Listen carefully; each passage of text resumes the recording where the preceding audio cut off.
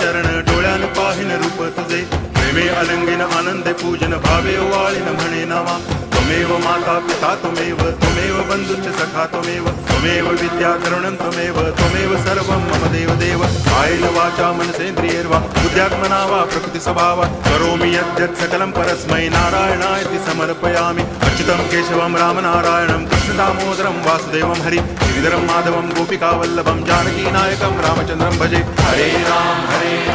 Ram Ram Hare Hare Hare Krishna